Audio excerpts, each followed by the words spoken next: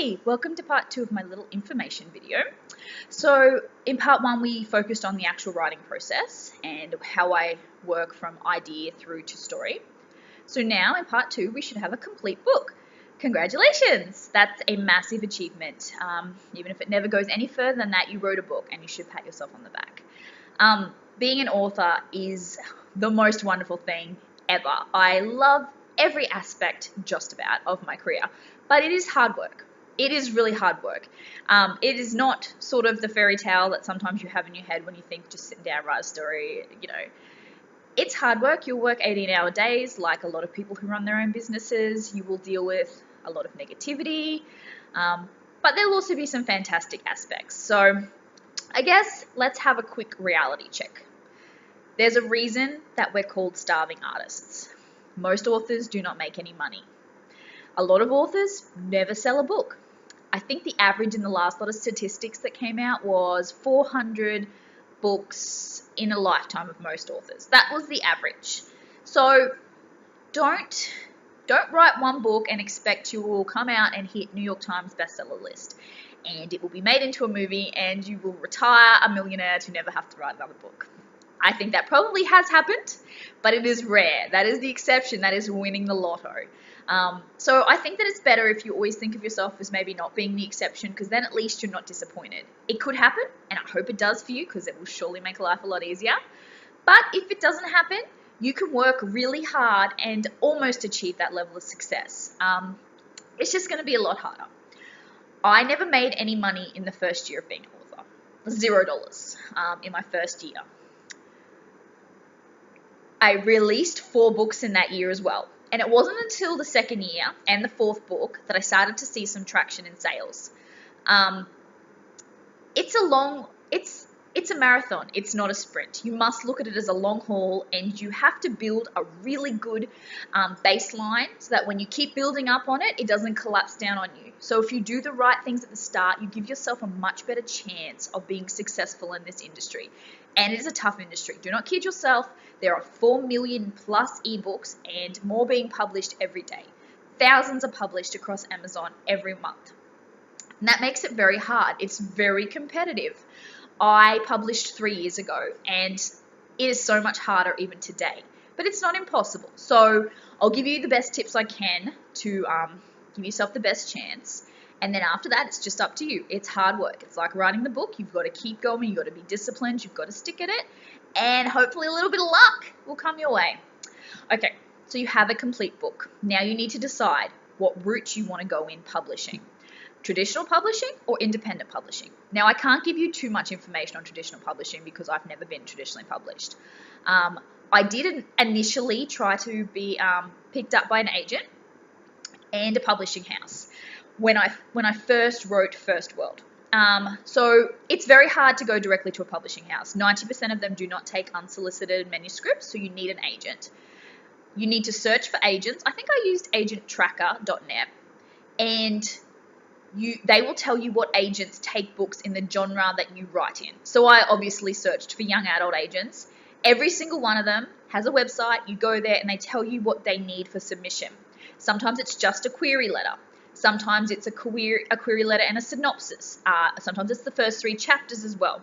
Please read that very carefully because they receive thousands of queries every week. And if you don't follow their rules, their guidelines, they will not even read you. And then you might have a fantastic product that never gets found by them. There are a few publishing houses in Australia that do take unsolicited manuscripts, so it means you don't have an agent. And I went through a few of those, and I had requests for the full book for First World, and they loved it, and in the end decided not to pick it up, which now I'm very grateful and very happy that it worked out that way because I love being independently published. I love the control. I love the money because you will lose a huge chunk of royalties if you go traditionally published. So on Amazon, I'll use it as an example. It's the biggest publisher for me, and it's easy just to use it as one example. If you price your book between $2.99 and $9.99, you receive 70% royalty on that price. So for a $2.99 book, I receive $2 a book. If I went traditional publishing, I'd probably get about 25 to 30% on net. So they will take costs out of that. So possibly I'll receive about, on a $2.99 book, I get $2 on Amazon when I'm independently published, and about $1, a little less, as a traditional publisher. And they can price whatever they want. So they will price you higher, because 90% of traditionally published books are priced higher. Makes it harder to sell, especially when you are a new author. People will take a risk on 99 cents up to $2.99, but they do hesitate over $5 for an author that they do not know. It's just the reality. They get burnt a lot, especially with a lot of independent books being bad. It just makes the whole industry kind of look bad, and we all suffer from it. So yes, if you want to go traditional published, your first step is to find an agent. Be very stringent about learning the guidelines that they want, and good luck with that. I would suggest trying to stick with the top publishing houses if you can, because there is a lot of boutique publishers and such, and they're not necessarily dodgy or anything, but they can't really do anything more for you than you could do for yourself. So they don't have any more marketing pull than you really have. It's hard to believe when you think that you have zero, but when you can't control pricing or advertising or blogging or any of that, it is more difficult. They will also expect you to do a lot of the groundwork. They will tell you have to sell yourself, you have to build your own author platform, and then they still take most of your royalties. So, and you probably won't even get into bookstores with a lot of them, because they don't have that push to get you in there. Of course, if you can go with the Hachette Group or Pan Macmillan or some of those, might be worth picking up. It just depends on what their terms are. You have to be careful with some other things. They can control what you publish, even if you would like to be a hybrid publisher who does indie and traditional publishing. They can control that, so you need to be very careful about some of those clauses. But anyway, let's go independent publishing, because that's what I know and that's what I can give you information on. So you have finished your book. Now you need to make it the best possible book you can. You are a human. There will be errors that creep in no matter how hard you try. Even traditionally published books who have 20, 30 editors look through it multiple times still have errors in them. So do the very best you can. And the way that I do that is I start with beta readers. Okay, so no, firstly, I finished my book and I read through it myself. Now, the first read through is quite a substantial edit, because generally I've written from start to finish, and I will have a lot of sort of facts that are a little bit out, a little bit wrong, something that I said at the start that didn't fit with what I said at the end. So the first edit's quite substantial. When I finished it, I do it one more time, so 2 full read-throughs. You can do it more if you want, but I find that that's enough for me to get a solid storyline where I'm reasonably happy with it. I know it still needs some editing, but it's basically the solid storyline that I want to tell. So then I send it to my beta readers. So I get asked a lot, how do I find beta readers? How many? What should I be asking them to give me in feedback? I have 2 to 3 beta readers, and that's what I had at the start, and that's all I have now. I think too many can be a bit difficult. I know some people have like 20 beta readers, but I just find I was getting a lot of bits and pieces of information. It was hard to know what to take. If you can find 10 or more really good beta readers, then that's fantastic. You know, you can never probably have too many eyes on your manuscript before you publish it, and that will be your best bet of catching all the errors. But I basically rely on 2 to 3 beta readers, my editor, and myself, and generally I think we've caught most things that would have gone out into the world. So, beta readers. I went with friends and family, and I did have one author who I met through an online writers group. I really recommend that you guys join some online writers groups. Go out there and network a little bit. Find some contacts of other people who are in the same position as you, just ready to publish. A lot of times they're happy to swap manuscripts with you, but that doesn't mean you obviously have to beta read for them, but you know, then you get their feedback as well. I have found, Goodreads has a lot. Goodreads is a bit of an evil site that authors avoid as much as they can, because a lot of nasty stuff goes on there, a lot of trolling and etc.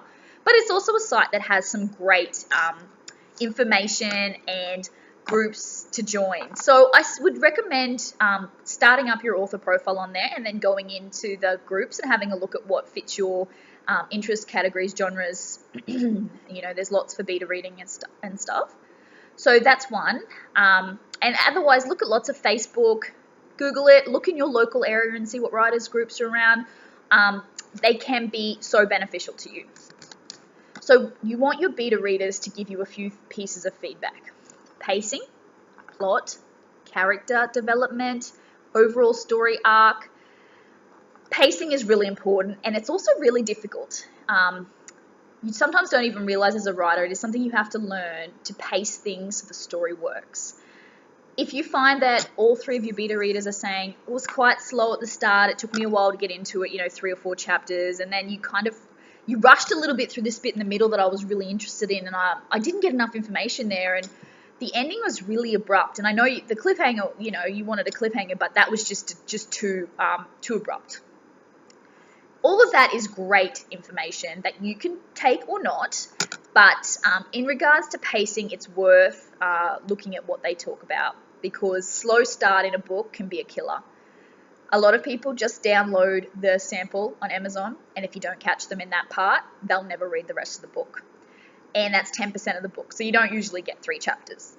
So I would suggest that pacing is something you look at because it is difficult for new authors. It was something I struggled with, and still do at times. The rushing through important parts, again, is something you can look at. You won't take every piece of advice you get, and you shouldn't. I cannot stress that enough, because you can't please everyone. If Harry Potter has 1 star, you are going to get 1 star. It does not matter how brilliant your manuscript is. It's just what happens, because people all have different views of what they love, hate, what entertains them. I have so many people who say Jessa is their favorite heroine ever, and I have so many who hate her guts. They hate her because she's loud and annoying, and she swears, and she's overconfident, and she's so beautiful, or whatever the reason is. But some of those things are the reasons that other people love her, because she's strong and confident, and she doesn't give a shit what anyone says. So you can't take out those things just because some people didn't like it. But there will be some feedback you get where you know that you need to change it. Especially if, say, you killed Michael in chapter 2 and then Michael's back in chapter 5. Because that can happen. It can happen. Especially when you write over a long period in one straight linear way and fashion. So, yes, you don't want Michael in there still. So that's great feedback. Thank you. You want to know about character development. So did they feel like they knew the character? Did they feel for the character? Even if that was hate, did they feel emotion regarding what happens to your character? Because if they don't relate to the story and the character, you probably haven't rounded them out well enough yet, and you need more depth there. Was the world building good? So as in, did they understand the world? Was it confusing? Was there too much information? Did you information dump in the first chapter, which led to it being slow? Could you seamlessly work that in throughout the rest of the book so that you didn't have so much in one chapter? This is the feedback you want from your beta readers. Now, I send it to my beta readers before I send it to my editor. And that means there will be quite a lot of spelling and grammar and things like that, because I tend to want to focus on the storyline first, get that really, really solid. And when I feel like that's perfect, then I go in and do that fine tuning with all the little editing. So they can point out editing things to you if they want to, but I tend to want them to focus on the bigger picture. And that's what leads me into my next point with the editors. There's generally 2 types of editors: developmental and line editor. Now, I basically use my beta readers as a developmental editor, because developmental editors look at your entire storyline. They're quite professional about it, though. They usually write you up a detailed report giving you feedback about each section, and they will look at the whole storyline, what worked, what didn't, where they felt changes could make it stronger, where they felt you were oversharing information. A lot of authors use developmental editors. I have just a line editor. Now, he does line by line, just comma, grammar, sentence structure, run-on sentences, but he also gives me some developmental editor feedback. So he will say when he's noticed something, or if he thinks something, or if he says, I don't think they made guns in 1985 because I've seen them around earlier than that, if I happen to have a fact there that I forgot to research. Because sometimes when I'm writing a book, I don't want to stop and research when guns were created, because I'm in a flow of writing. So I just make a little asterisk there or something, so I know that that's a fact that I've just made up off the top of my head, but it needs to be researched. Sometimes you forget to research that. Sometimes that's a great sort of thing that developmental and line editors can pick up for you. You have to get your book edited.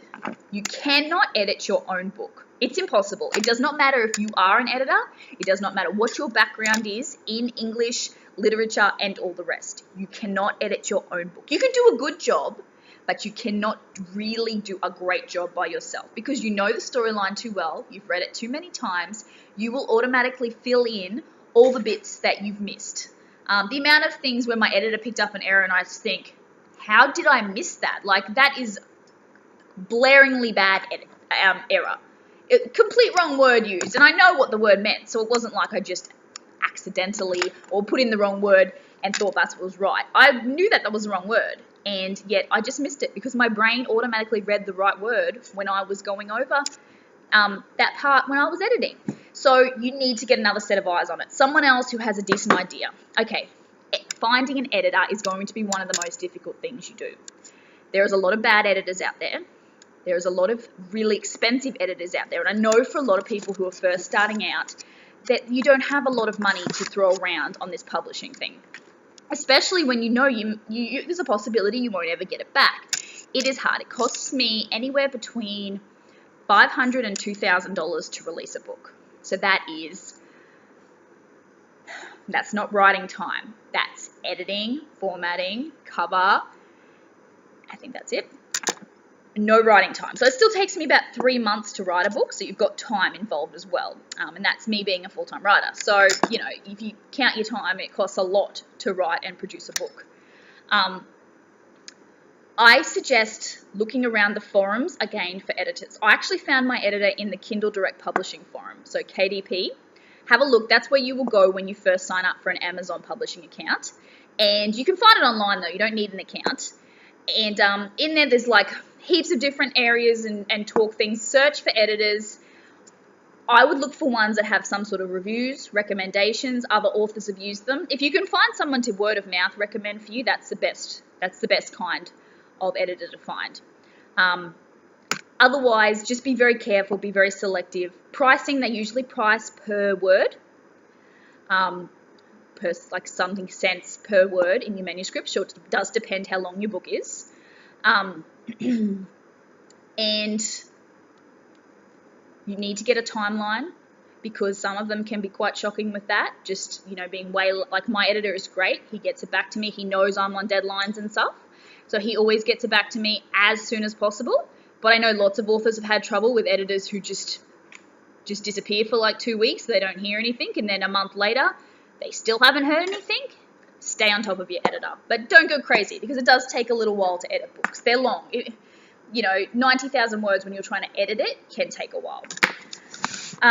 Most editors will tell you how they go through it. So my editor goes through it twice for me and then sends it back, and then it's up to me from there on. Some editors, like I know an author friend of mine, her editor goes through it twice, sends it back to her, and then goes through it one more time to just see if there's any errors that are crept in when she's corrected things. So find out what you're going to get before you do it, but definitely get an editor. And shop around for price. If it's important to you to save money on it, you can probably get a decent editor for $200-$300 for, say, 70 to 90,000 words. I pay about $450 to $500 for mine, but I'm really happy with my editor, and I won't be changing at this stage. So they're not perfect. No editor is going to catch everything either, but they will catch a lot more than you would editing on your own, and that's something. Okay, so beta read, editors, your book should basically be as perfect as you can make it. Don't over-edit it. You can definitely do that. I sometimes find I reach the point where I'm changing words and sentences, and it's no better, if not worse, than it was before. You do reach that point, and you could change your book every time you read it. If you wanted it to wait till you were completely happy with it, it's probably never going to happen. Sometimes I just have to say to myself, Jamin, that is good enough, because I'm just writing in circles then. I'm just rewriting things that don't need to be done. And that's when you have to let it go. So it is difficult, but you have to learn when to let your book go and it is ready to be published. Don't sit on it forever. But sometimes you might find that you do all that and you want to leave it for a month and then read through it one more time yourself. And I would say that's a great idea. I don't do it personally because I'm impatient and I need my books to be out ASAP, and generally I have it on pre-order and don't have that sort of time up my sleeve. But if you do, I think that's a great idea, because fresh eyes and a month away from it would give you a great new perspective on how it's all working. And maybe you want to send to another beta reader at that stage just to double check. So I probably skip a few of those steps in my haste to get books out as soon as possible for you all. But that would make your manuscript much tighter and stronger. There's no two ways about it. Okay, so I guess that's probably all we need to do in this video, because this was just about making it as perfect as possible. So now you have your book and it should be solid. It is ready to be published. So the next video I will do will be the publishing process. So everything that I do from the moment my book is ready to go. Now, of course, you're starting from the start, so there's a lot of things you need to do as well. You need to go and sign up for accounts with all the publishing places you want to go through. You also have to make a decision about whether you want to be exclusive to Amazon or whether you want to go wide across retailers. And when I say other retailers, I'm talking about iBooks, Kobo, Nook. They're the main ones, Google Play. There's a couple of other little ones, but they kind of just very minor players in the market. Amazon is your biggest seller. Even when I was wide, I did 90% of my sales at Amazon. And I have made the decision now to be exclusive for the most part with Amazon. But there is a few things you lose by being exclusive. There are some things you gain as well, but you do lose. So we'll go into all of that in the next video. I won't make this one any longer. So basically, the next video will deal with all of that, some of the marketing after you're published, and just the little bits and pieces that I think will help you probably round it all out. Okay, bye.